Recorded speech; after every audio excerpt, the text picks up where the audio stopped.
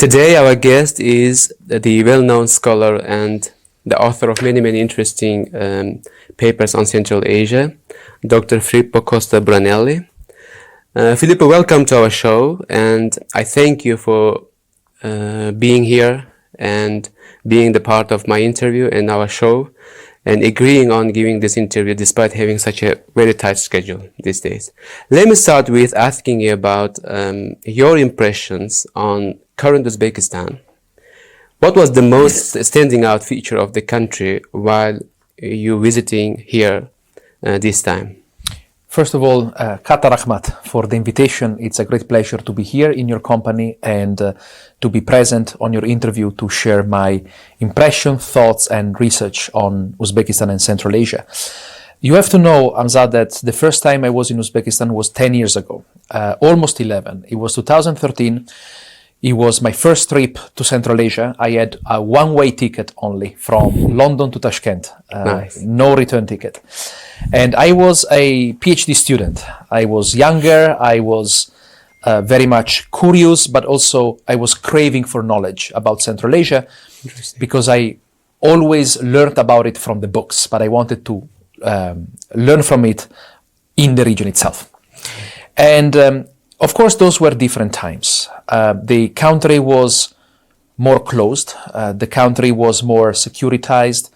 I remember those were difficult years for Uzbekistan, for Uzbek people, for the region itself. The atmosphere was not one of friendship. The atmosphere was highly securitized. And this is why this was reverberated in the structures of the country itself. I came back several times after that year. I came back in 2019, and that was for a conference organized by one of the centers here in Tashkent on connectivity in Eurasia. And then I came back in 2021 as an official part of the delegation of the Italian government, and in particular the Ministry of Foreign Affairs, for the C5+1 Central Asia Italy that took place in December 2021. So this is the fourth or fifth time that I'm back here, and I can say that the country has changed a lot, has gained a new reputation for openness, a new reputation for dynamism. I can see it is much more proactive in terms of fostering economic and political development, but also good neighborly relations with the neighbors, expanding its presence in Central Asia and Eurasia, but always on very cooperative and amicable terms. It is my understanding, of course, that this is a process. Of course, there are several things maybe that can be that can still change in Uzbek society and with respect to the Uzbek state at the political level, at the social level, at the economic level. But certainly, I found a country that has changed massively, and I would say that the trajectory is a positive one. The only thing that hasn't changed is the Uzbek people. Yeah. They have been absolutely always very kind, open, and very hospitable all these years I've come here. Can't agree more. Very interesting. So we had so many discussions and interesting the exchange of views before when you visited our Institute for Advanced International Studies, and I very much appreciate your kindness when you speak about Uzbekistan. So let me ask you the follow-up question about your research and your interest in Central Asian integration processes. So you've done some great deal of research on archival papers, of course, related to the early years of integration process of Central Asia countries.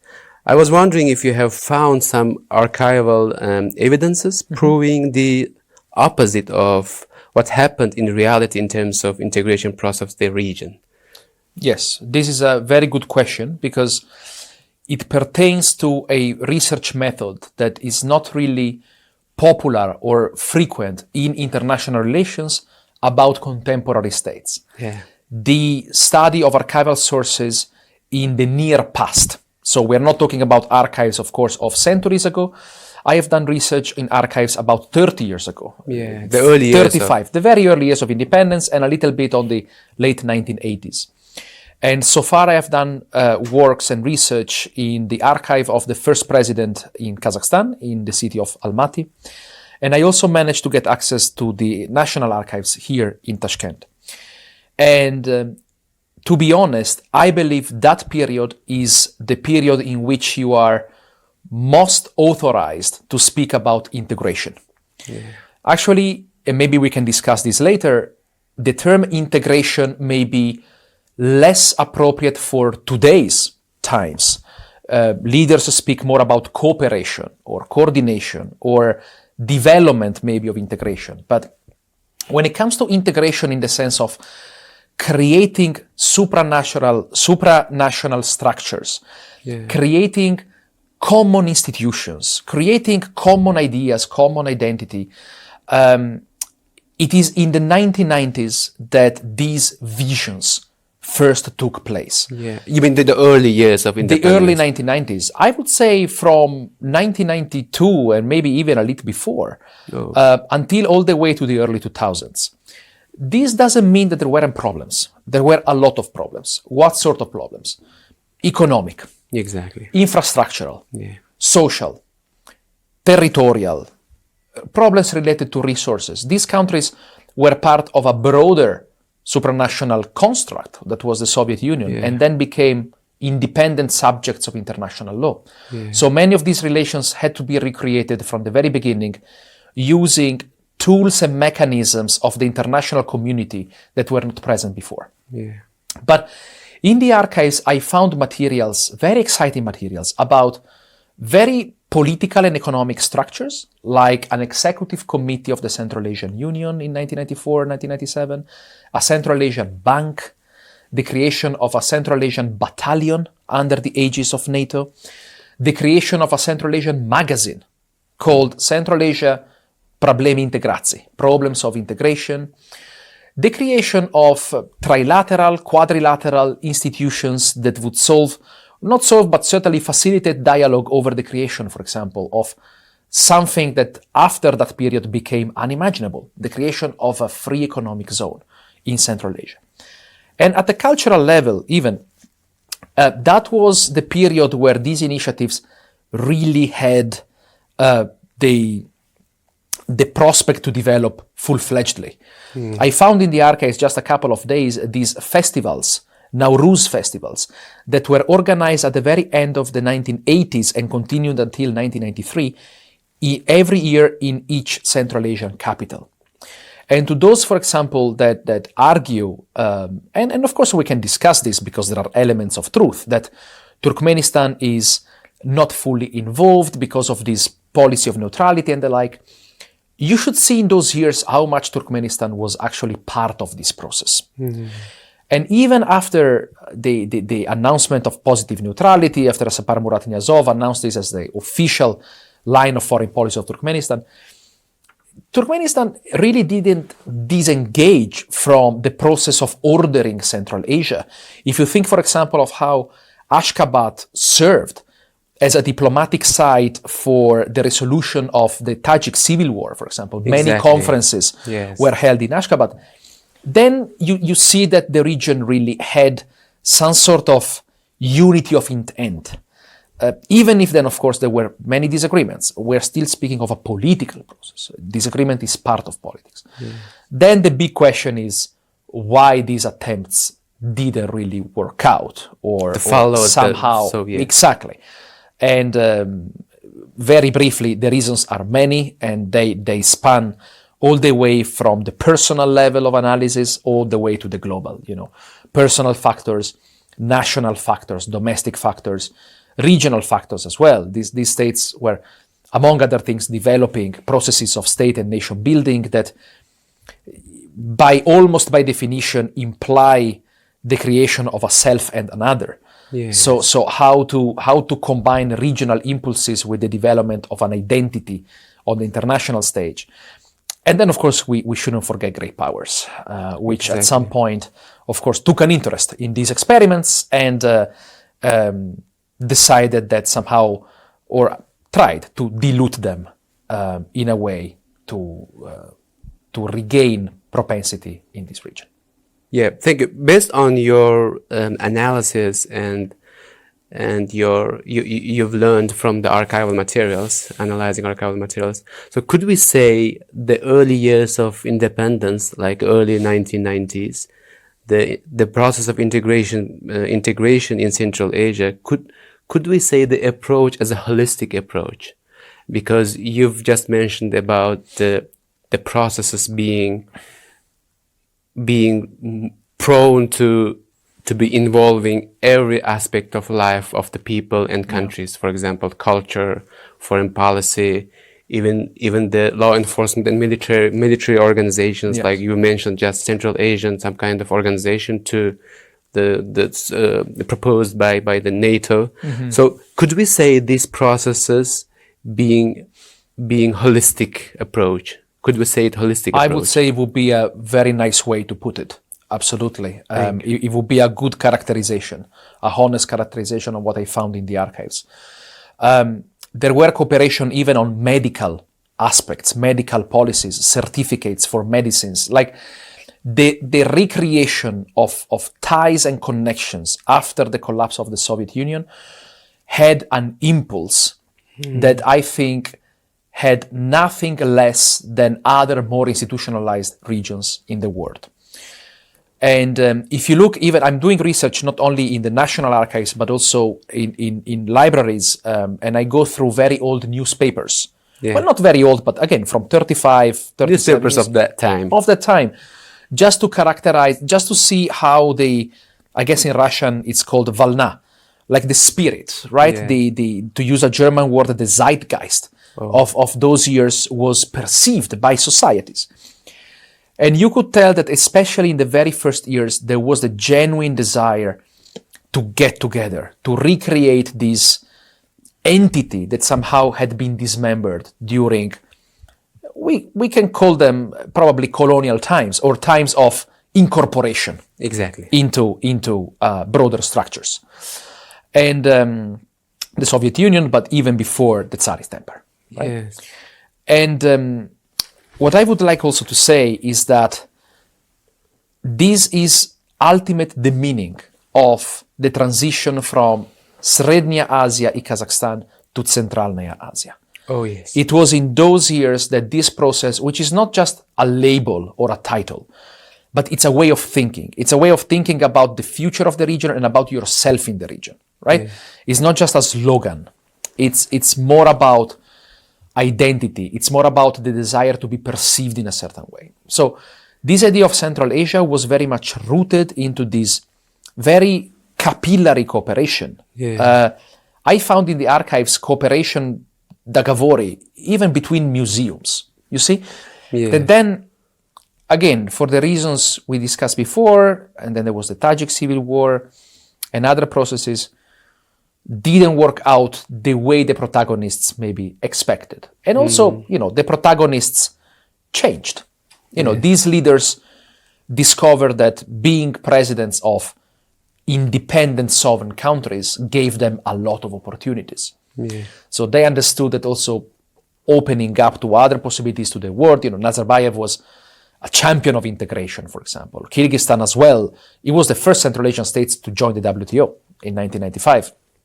And Turkmenistan followed another course of action. Uzbekistan followed another course of action. But I guess what I'm trying to say is that disagreements and different trajectories didn't prevent the development of a sense of being neighbors, nonetheless. Yeah.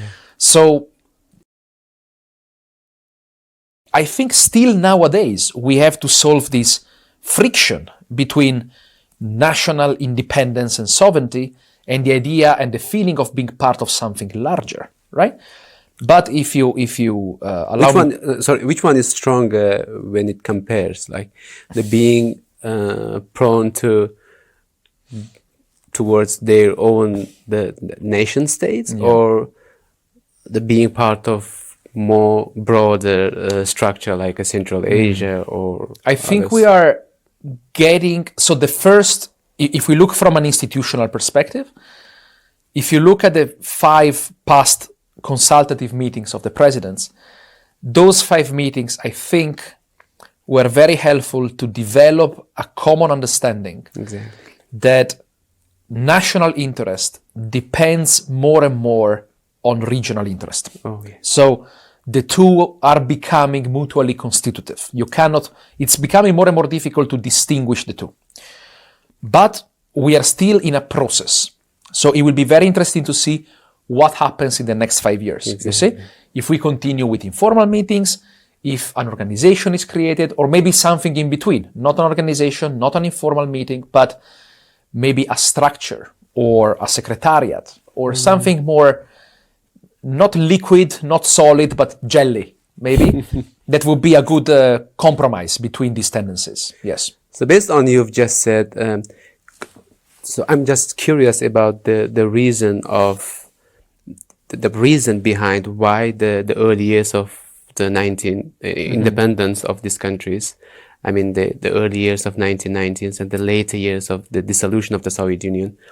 What do you think? What was the core reason for these countries to feel a very strong feeling towards the needs of being integrated more deeply?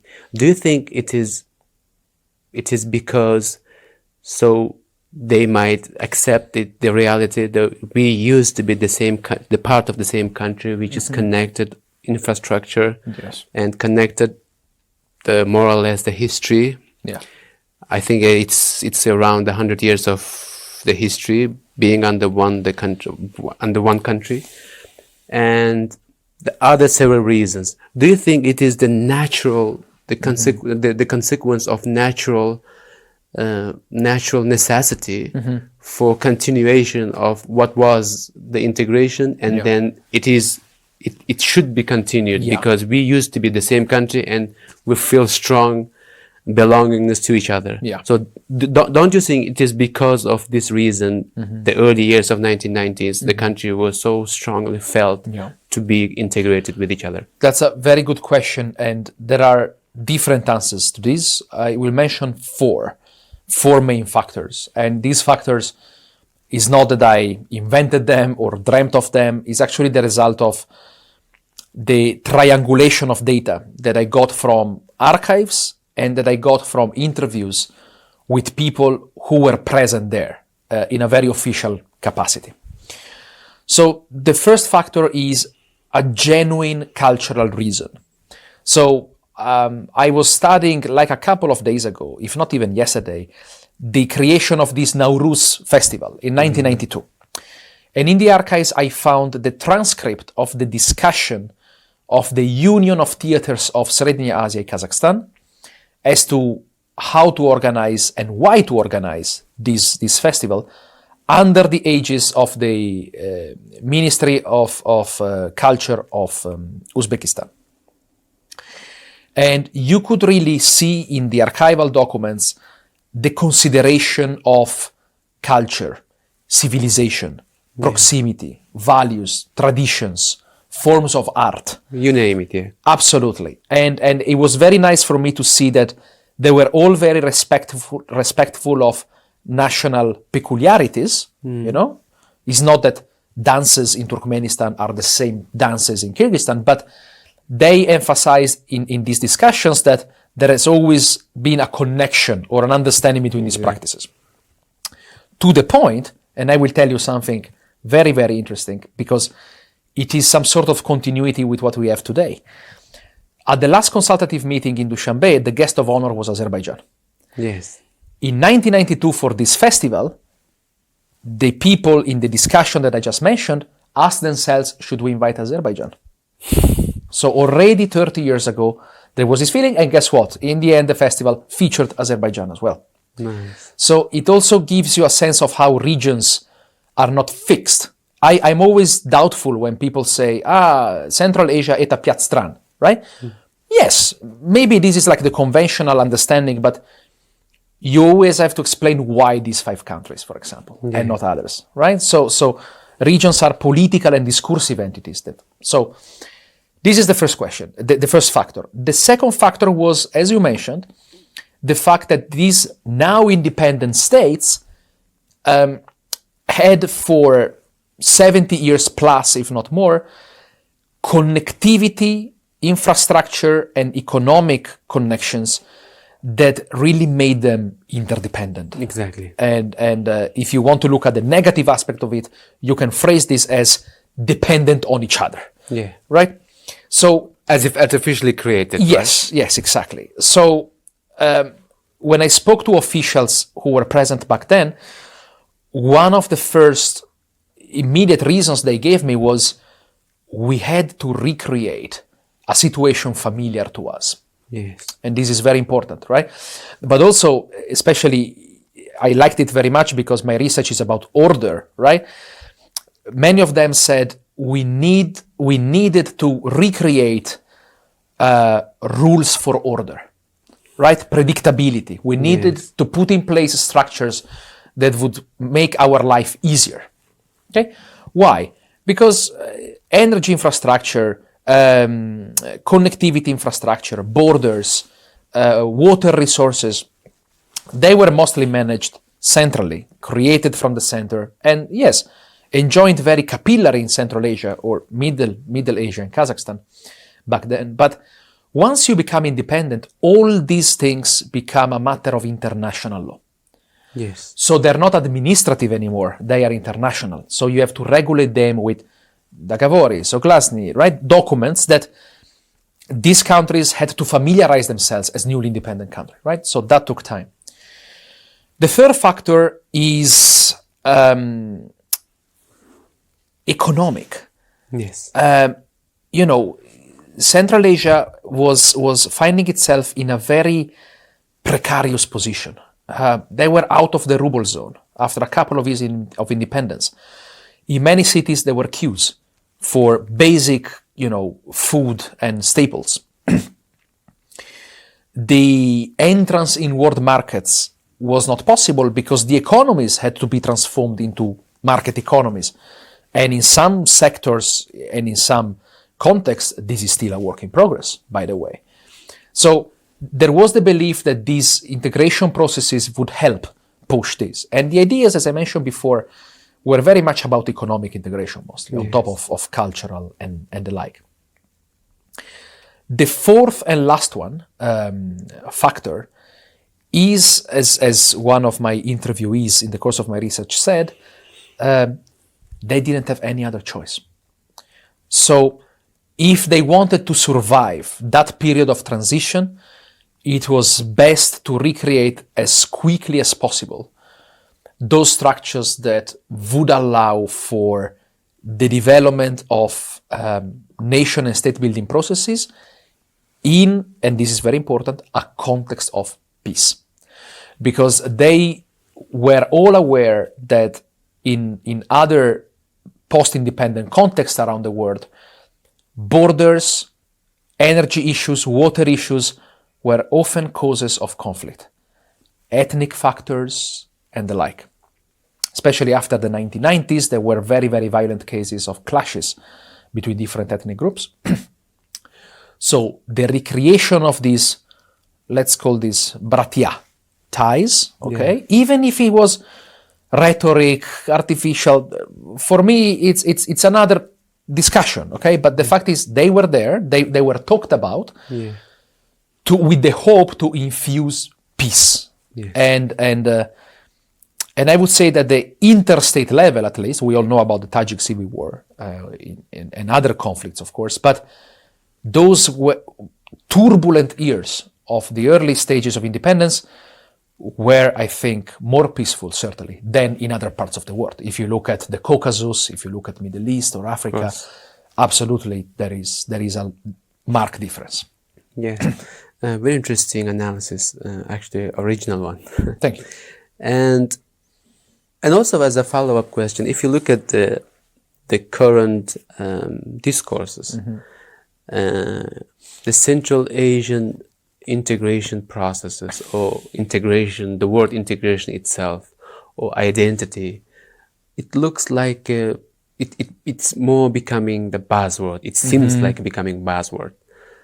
But I was wondering your thoughts on the following the question.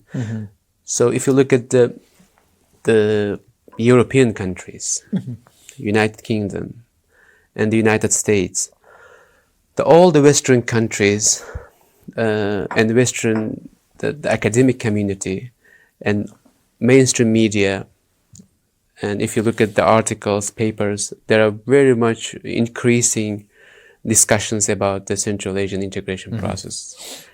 Don't you think, or do you think, this is because the region itself is neighbor to one of the most dynamic superpowers, being China, North, Russia, and here Iran and other countries?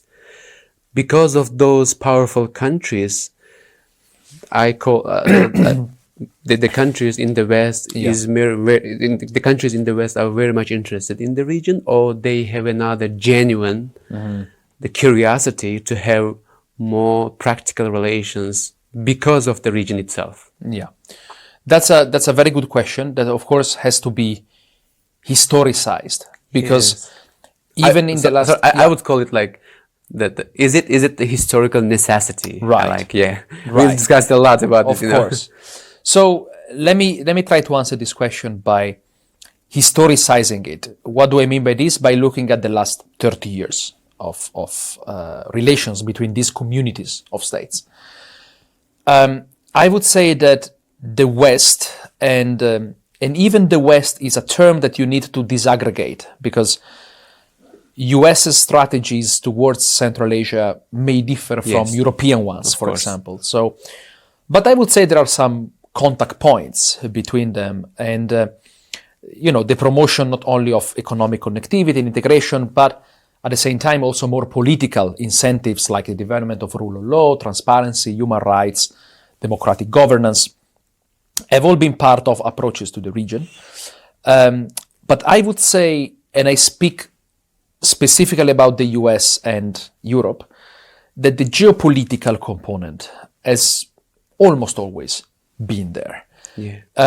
With respect to the US, one of the first approaches to the region was actually through oil companies. The first oil companies started operating in Kazakhstan in the very early 1990s. So there was certainly an idea, maybe not of geopolitics, but maybe geoenergy, right? That characterized the approach of this country. And then, of course, we had the campaign in Afghanistan after 2001, which was, in fairness, coordinated also with Russia. Russia back then had a different position in the international arena. Relations with the US were adversarial, but at the same time cooperative on some matters. And this is why Russia, for example, in discussion with the Central Asian states, allowed the US to open military bases. I remember in Kant, in Kyrgyzstan, and in southern Uzbekistan. I can't remember whether it was in Termiz or somewhere in Kashkadaria region, exactly. So, with respect to the US, there has always been this geopolitical pivot, especially because also geography somehow makes it more difficult to have it on a purely economic or cultural basis, for example. And this idea that took root in the mid-2000s, Greater Central Asia, was, in all fairness, a departmental strategy to consider Central Asia as englobating Afghanistan as well. There was a very big project of connectivity development for the stabilization of Afghanistan. The first C5+1 with the United States, with the presence of President Biden, I think it's not by chance it has happened after the beginning of the war in Ukraine. And this, of course, gives you a geopolitical nuance to this. With the European Union, the case is a little bit different. Because until recently, the strategy of the European Union has always been one of what is called in academia normative power. So is the rejection of geopolitics is more about the promotion of good governance. And certainly there is an element of integration from outside. The European Union has always promoted this idea of Central Asia as 5 states, as Piat Stran. And And even in some expert circles, this has been called exogenous integration. So even if states themselves are reluctant to integrate, you have this external federator, right, that pushes for integration. Why? Again, I will not speak too long about this, but it is a known fact in research that the European Union actually prefers a region-to-region dialogue. It's one of the aspects of its own foreign policy. There is the European Mercosur dialogue, European African Union dialogue, European Union ASEAN dialogue. There is even European Gulf Cooperation Council dialogue. So Central Asia somehow had to be created as a region to satisfy... Externally. Yes, externally, to allow the European Union to mirror itself in a way. But the last strategy, I think is from 2019, if I remember correctly, the European Union somehow came out more honestly and recognized that there are geopolitical elements in its approach to Central Asia. So, of course, most about the European Union connection with Central Asia is about trade, energy, connectivity, especially thanks to China exporting materials to Europe through Central Asia. But recently, there has been an acknowledgement that there are some geopolitical elements in this approach. So, going back to your question, the creation of Central Asia as a region is seen as a necessity, historical and cultural, but at the same time, I think for many Western circles, at least, it is also linked to some geopolitical dynamics. And it doesn't have to be this way. It may change in the future. But if we look at nowadays, there is a component of that, certainly. I always appreciate your honesty. Thank you. And one more, the follow-up question about the differences and discrepancies between the approaches towards the Central Asian integration processes on the part of the countries of the Central Asia itself. Right. Do you think are there much more differences on the approach or much more closeness on the approach? This is a question that on the answer to which will be the key to the future years of regional relations in Central Asia, I think. Because the development of a regional identity and a form of regional order, as I call it in my research, if you are unsure about integration or cooperation, because we also have to define what integration is, right? So I speak of order, depends very much on how these states, and I would say societies, it's not just about presidents and officials, it's also about people like us, people in the ground, living these processes, being part of these processes, whether they are on the same page or not. And I think in the last few years, there have been several rapprochements or similarities shared by these states and societies. There is a stronger sense, especially among the new generations, right? Those that were born after the Soviet Union, that see themselves more like part of something bigger, especially when they are abroad, right? They recognize they are Central Asians, actually. And maybe they feel less nationalist and more regionalist. Kind of brotherhood. Exactly.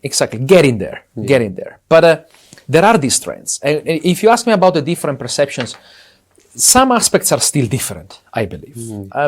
Uzbekistan is very, very keen to promote an authentically Central Asian format of cooperation and even integration, I would say, very much paying attention to Afghanistan as well.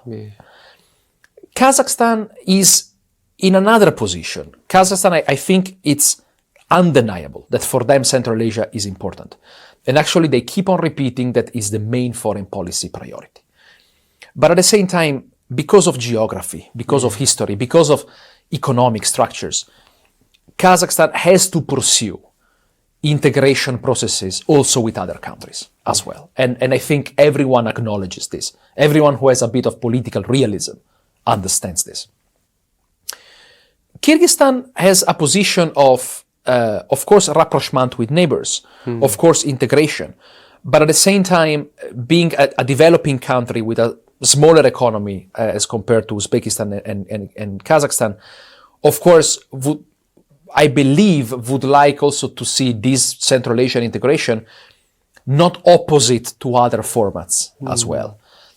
And with Tajikistan, I believe the issue is about continuing with trust building, continuing with dialogue, making sure that this Central Asian process is not ethnically driven or is not some sort of Turkic project, but is actually part of something much more inclusive, much more based on equality, respect, consideration.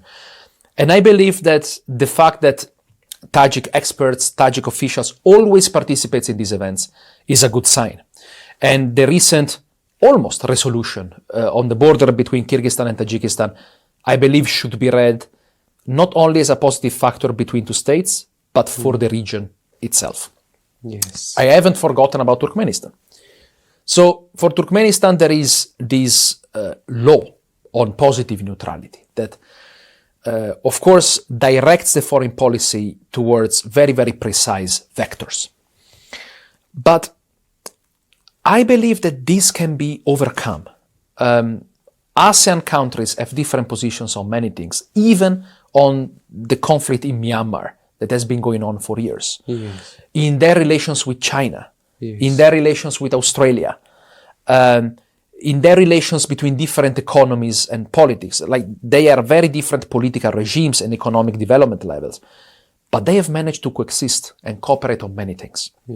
So all this to say that the different approaches to integration should not prevent the cooperation that is possible. The practicality. The pragmatic aspect of cooperation. And to be fair, dobro sosiedztvo. Yes. and good neighborly relations, brotherhood, peace, doesn't need to depend on foreign policy priority. If you claim that your country is a peace-loving country, as all Central Asian states do, then this should not prevent better and better relations between not only states, but border communities, societies, exchange of people, exchange of students, exchange of experts, increasing human connectivity and human capital. From bottom-up approach, yes. Top-down and bottom-up. Exactly. Synergy, yes. Reciprocity.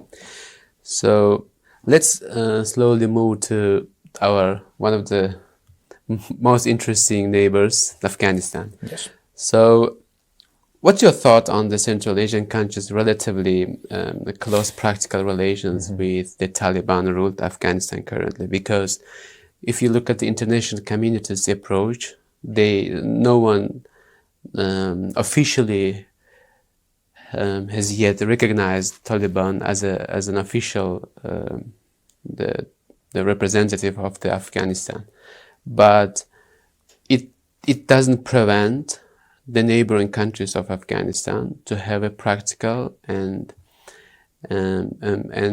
more economically driven relations with Afghanistan. What's your take on this? That's a very, very good question, because it forces you to think about the international community and different macro approaches to Afghanistan. Exactly. And I actually wrote a paper about this recently. It's not published yet, but it's about different modes of governance of Afghanistan. And I often, discuss this with my Western colleagues and friends, that if we bordered Afghanistan, maybe our approach would be different. Exactly. So you see that the international community, especially Western voices in the international community, link interactions with Afghanistan to very specific issues pertaining to security, pertaining to eradication of terrorism, pertaining to rights of, human rights, and especially girls' and women's rights, about education. There is this practice of freezing assets, right? And using these assets as a bargaining chip for diplomatic relations. And by the way, there are diplomatic relations, not official, but there are, of course, talks and meetings and interactions between also some Western governments and the Taliban. This, if you eliminate completely dialogue, then it's the absence of any sort of possibility for relations. But there is a very, again, specific approach that is not shared by anyone. Okay. Yeah. And if you look at the approach of Eurasian countries, because it's not just Central Asia, it's also Iran, it's Russia, it's China, it's Shanghai Cooperation Organization, it's India. You see that the approach is much more pragmatic. It's based on economic ties, it's based on security guarantees, eradication of drug cultivation, opium cultivation, is based about transport, it's based about business opportunities, it's based about, also there are several ethnic linkages between Afghanistan and some of the neighboring countries, ethnic Turkmens. Especially northern Afghanistan. Exactly, ethnic Tajiks, ethnic Uzbeks, ethnic Kyrgyz, ethnic Turkmens. And of course, these relations are very complex, but they cannot be ignored. And I would, I'm not an international lawyer, but I think somebody should really write an article or a book about the recognition de facto of the Taliban authorities. Yes. Because there hasn't been, it's true, you're right, there hasn't been any formal recognition, but countries have started opening embassies. Look at the China. They have started signing commercial treaties with the Taliban. Yes. So if you implement tools of international law with the Taliban, to what extent you are not recognizing them?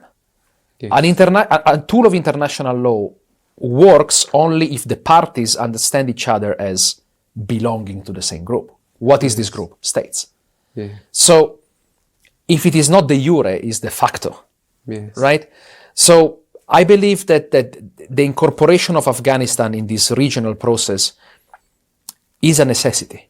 Yeah. If you don't want war, you need to engage in dialogue. Yeah. And one thing I would like to remark is that nonetheless, the approach of Eurasian governance towards Afghanistan is normative as well.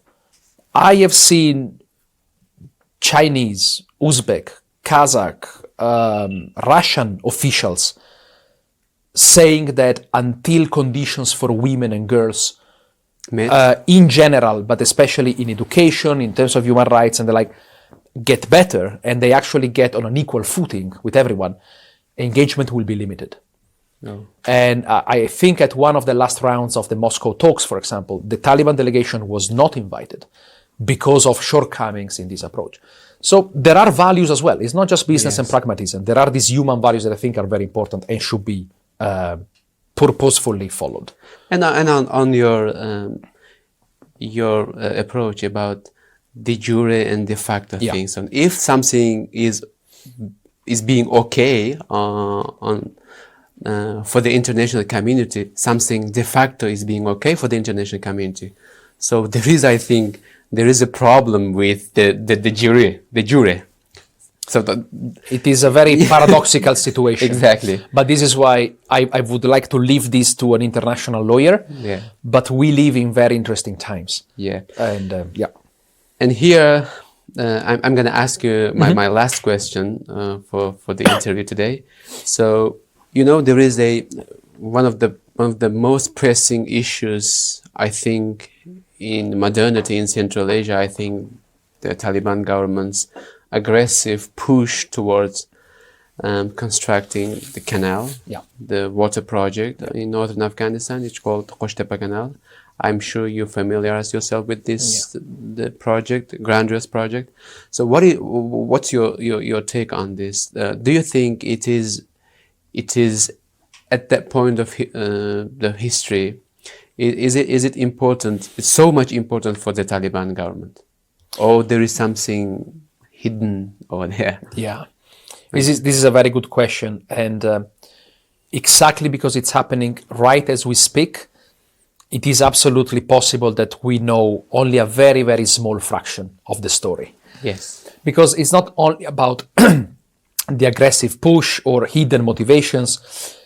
It's also a matter of technicality, resources, expertise. Where is this project coming from? And I always like to assume honest intentions behind things, even if in politics maybe the game is different. But I don't really like conspiracy theories. I don't really like hidden processes or always, always to think about hidden gains. So especially if I don't have information and I don't have access to the context, my first reaction is the most logical one. Why are they doing this? Because they need water. Okay, Yes. because the situation is dire in the country. There is the risk of severe social and economic collapse in Afghanistan. So they need to take resources from where they can find them. Yes. And I believe, again, I don't want to take my words too much professionally and seriously because it's not really my field of research, but I've read in different outlets that actually from an international environmental law perspective, is that right to use that water because they are part of the I basin, agree in that. Yes. right? So here, maybe I'm saying something paradoxical, but I always like to see the glass potentially half full. And maybe this Hostepa Canal may be the black swan for Central Asia cooperation.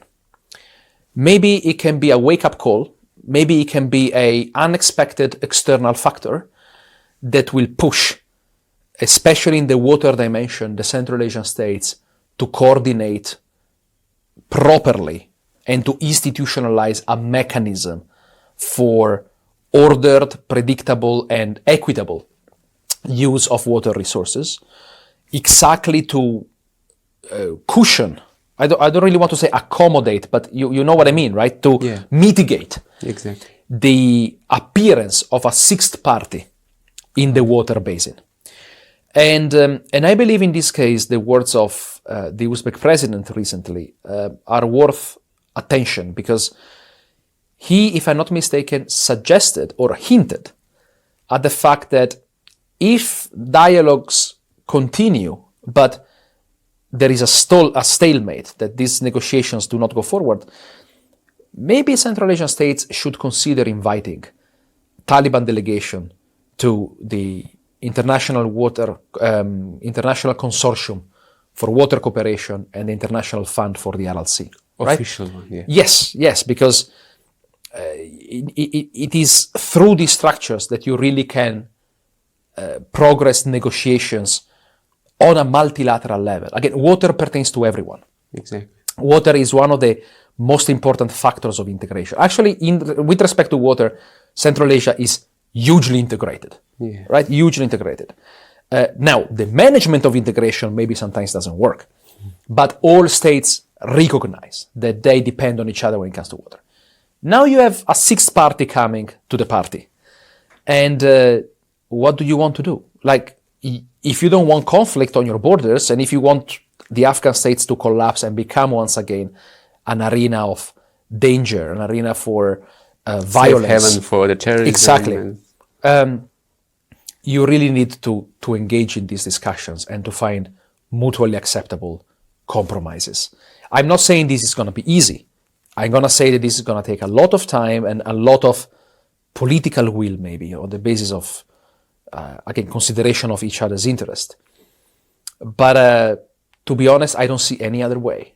And any possibility for conflict will be hugely destabilizing. And not only destabilizing, but will be an additional element of conflict and instability in, sadly, an already not so peaceful world.